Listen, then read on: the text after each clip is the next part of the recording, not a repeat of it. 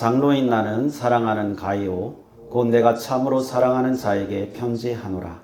사랑하는 자여 내 영혼이 잘됨 같이 내가 범사에 잘되고 강건하기를 내가 간구하노라. 아멘. 설교 준비할 때 가장 어려운 것 중에 하나가 본문을 정하는 겁니다.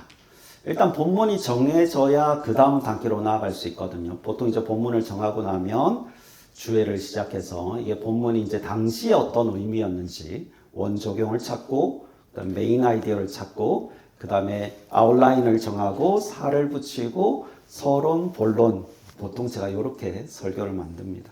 그래서 사실 이게 설교 일단 본문이 정해지면 뭐 뼈대나 이렇게 나갈 수가 있는데 본문 정하기가 너무 어려워요, 사실. 근데 이번에는 본문 정하기가 너무 쉬웠습니다. 1초 만에 정했어요. 바로 떠오른 이제 뭐 청년부 마지막 설교라고 생각하니까 바로 떠오른 성구가 있었어요. 사랑하는 자여라는 이 단어와 또 다른 하나가 사실 머릿속에 떠올랐습니다. 그래서 이 본문을 가지고 말씀을 전해야겠다라는 마음을 먹었어요. 요한 3서는 사도 요한이 오늘 본문 1절에 나오는 이 가이오라는 분한테 보낸 편지예요. 이 가이오가 어떤 분인지는 사실은 성경의 근거로는 잘 알 수가 없어요. 또 성경에 가이오라는 이름을 가진 사람들이 좀 몇 사람 등장하기 때문에 그 사람들과 또 혼동될 수도 있고, 다만 이제 오늘 본문 5절에서 8절 사이에 이 가이오라는 분이 순회 전도자들을 보살피고 잘 돌봤다라는 걸 근거로 해서 이분이 그런 사역을 했구나라는 정도만 사실 알 수 있습니다. 또 한 가지는 이 가이오에게 사도 요한이 이렇게 친히 편지를 썼다는 걸 보면 사도 요한과 가이오가 아주 친밀한 관계였다라는 것을 추론할 수 있을 정도입니다. 아무튼 이 요한 3서라는 게 언제 기록되었는지 한번 생각을 해보면요. 사도 요한이 예수님의 제자 중에서 가장 오래 살았거든요. 그리고 요한 계시록을 기록한 분이 사도 요한입니다. 요한 계시록을 기록하기 전에 이 요한 3서를 기록했어요. 그리고 이 시기가 언제냐면 주후 한 90년 정도쯤 됩니다. 이제 거의 뭐 머리가 있었는지 없었는지 모르겠지만 백발에다가 머리도 많이 빠졌을 것이고 거의 이제 힘이 소진해 있는 그 노 장로님이 이 가이오를 향해서 이렇게 편지를 쓰면서 이렇게 말하는 거예요. 내 영혼이 잘됨 같이 내가 범사에 잘되고 네가 강건하기를 내가 기도한다. 이 마음이 저도 똑같은 마음이 들었어요, 사실. 여러분을 생각할 때 가장 먼저 든 단어가 사랑하는 청년 여러분이었습니다. 그래서 그 마음, 똑같은 마음을 가지고 여러분에게 이렇게 말하고 싶었어요. 사랑하는 청년 여러분, 여러분의 영혼이 잘됨 같이 여러분의 범사가 잘되고 여러분이 늘 건강하기를 바랍니다. 그런 간구와 그런 축복을 하고 싶었습니다. 사실 제가 이런 설교를 잘 하지 않는 거 여러분도 잘 알죠. 제가 기복주의 설교를 별로 안 합니다. 왜냐하면 그 기복주의라고 하면 그거를 추구해서 만약에 복이 안 되면 저주로 생각하는 경우가 있기 때문에 기복주의적인 설교를 잘 하지 않는 편입니다. 그런데 그렇다고 해서 성경에서 기복이 없느냐? 그건 또 아니에요. 우리가 기복주의로 빠지는 것이 문제이지 기복 자체가 나쁜 건 아니라는 거예요. 하나님께서는 우리가 복을 받기를 원하세요. 하나님께서는 우리가 잘 되기를 원하세요. 성경에 기록되어 있단 말이죠. 우리가 기복주의로 빠져서는 안 되지만 기복 자체를 무시해서는 안 된다는 거예요. 그래서 여러분에게 마음 놓고 여러분을 좀 축복하고 싶었어요. 축복을 하면서 제 사역을 마무리해야겠다라는 생각이 들었습니다. 그래서 첫 번째로 여러분을 축복하고 싶은 게 여러분이 영적으로 늘 강건하기를 축복합니다. 지금까지 여러분이 영적으로 잘 성장해 왔고 또 앞으로도 잘 성장해 나갈 것을 믿어 의심치 않습니다. 앞으로도 건강한 신앙생활 잘 유지하길 바랍니다. 제가 늘 강조했던 말씀이 있어요. 예배 잘 드려라. 예배를 소중하게 여기고 예배를 통해서 하나님께 영광 돌리고 예배를 통해서 하나님을 만나고 예배를 통해서 하나님의 음성을 듣고 예배에서 얻은 힘으로 이 땅에서의 삶을 살아가라. 어떻게 보면 제 사역의 가장 핵심은 사실 예배 강조하는 거에 있었어요. 예배의 기초 위에 여러분의 신앙이 더 깊어지고 여러분의 말씀의 적용이 더 예리해지고 하나님의 인도하심을 충만하게 경험하는 여러분이 되길 바랍니다. 어떤 어려움이 다가온다 할지라도 믿음으로 굳게 서서 말씀으로 승리하는 여러분이 되길 바랍니다. 기도하는 가운데 하나님의 인도하심을 체험하고 강력한 기도의 응답을 누리는 여러분이 되길 축복합니다. 주변 사람들이 여러분을 볼 때에 여러분과 함께 하시는 하나님을 보며 두려워할 수 있는 그런 존재가 되길 축복합니다. 세속이 두려워하는 강력한 믿음의 용사로 살아가길 축복합니다.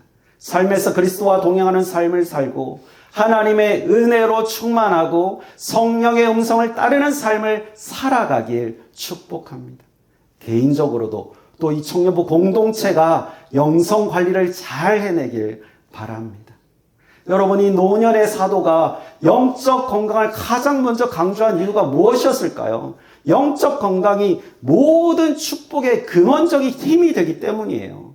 영적으로 강건하면 삶이 무거워도 그 무게를 가볍게 여길 수 있습니다. 그런데 영적으로 무력해지기 시작하면 조그마한 삶의 무게도 무너지는 게 우리 크리스찬이에요. 그러니 무엇보다도 여러분 영적 건강을 챙기세요. 요셉을 기억해 보세요. 그가 11번째 아들로 태어났지 않습니까? 위에 줄줄이 형들이 있었어요. 그런데 요셉이 상속권을 받았습니다. 이제 얼마나 멋진 인생들이 펼쳐질까요? 그런데 그의 인생이 잘 펼쳐졌나요? 아니었습니다. 노예로 팔려갔어요.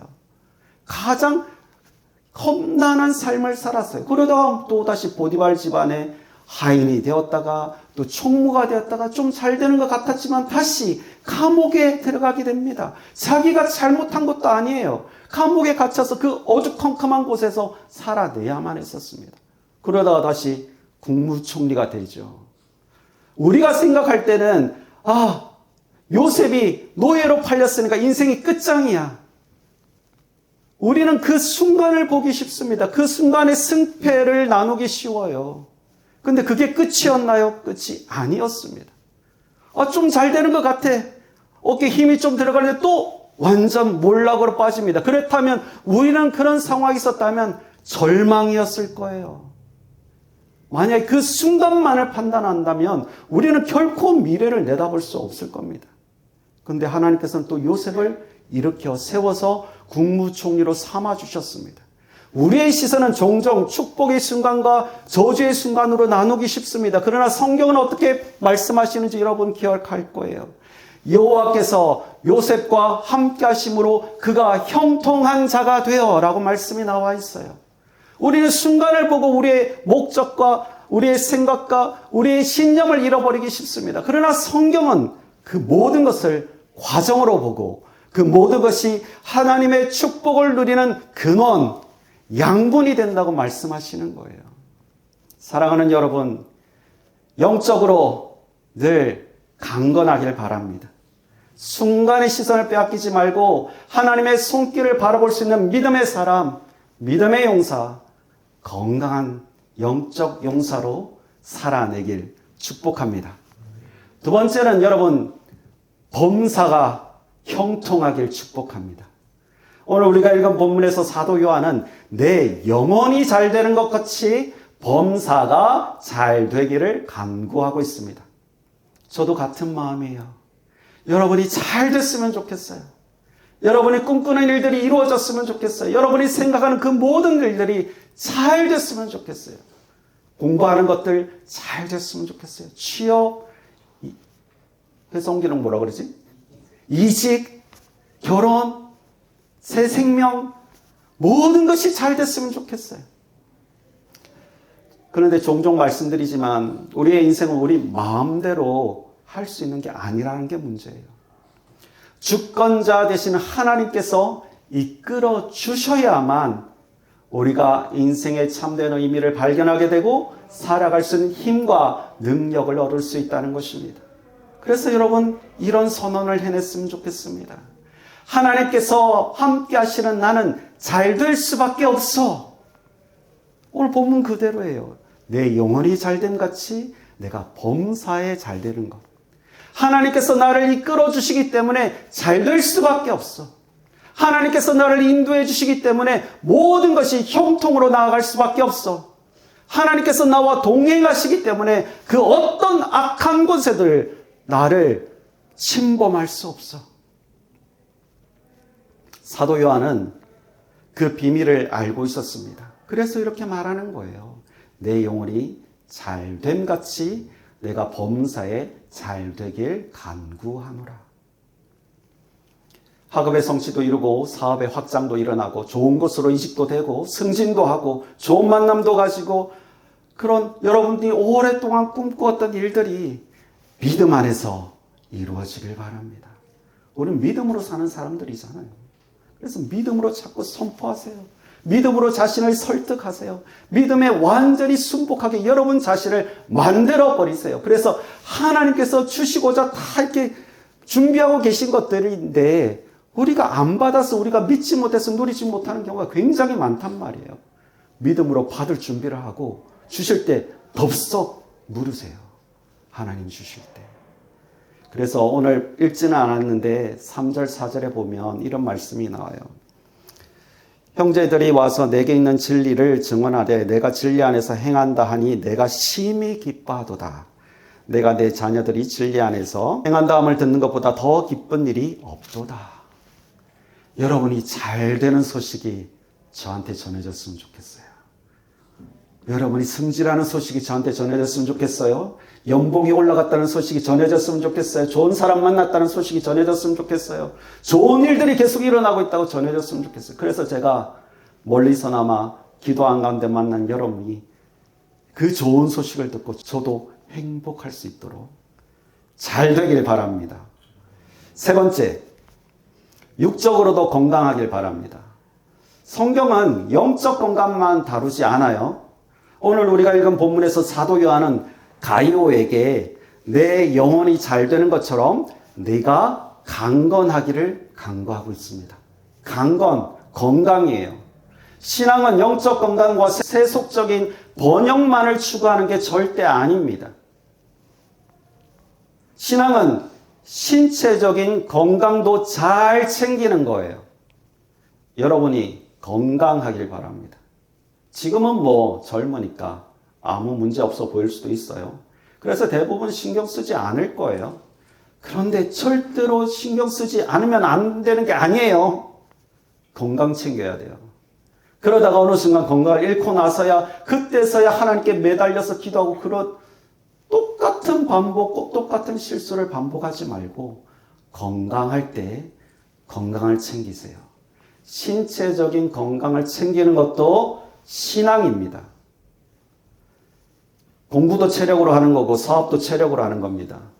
사실 우리의 삶의 모든 기반이 어쩌면 체력이라고 할 수 있습니다. 그러니 건강을 위해서 기도하고 평소에 건강을 잘 유지하는 여러분이 되길 바랍니다. 국가에서 해주는 건강검진 귀찮아도 받고 빼먹는 사람들 찔려야 돼. 꼭 받고 몸이 조금이라도 이상하면 병원 가서 확인받고 괜히 괜찮을 거야 라고 하면서 병 키우지 말고 이것도 신앙이에요 여러분. 건강 챙기는 것도 신앙. 오늘 본문에 나오잖아. 건강 챙기는 것도 신앙입니다. 생활 패턴도 건강하게, 삶의 방식도 건강하게, 사고의 영역도 건강하게 건강한 삶을 살아내길 바랍니다. 자이언티의 노래 양화대교 이런 가사가 있습니다. 행복하자 우리 행복하자 아프지 말고 아프지 말고 행복하자 행복하자 아프지 말고 그래 아프지 마세요. 예수 잘 믿어서 건강 축복도 누리길 바랍니다. 악한 권세가 침범하지 않는 영적으로 건강한 사람 또 신체적으로도 건강한 사람 되길 바랍니다. 행복하기를 축복합니다. 아프지 않기를 축복합니다. 마음의 병, 육체의 병이 있다면 예수 그리스도의 보혈의 능력으로 치유되기를 축복합니다.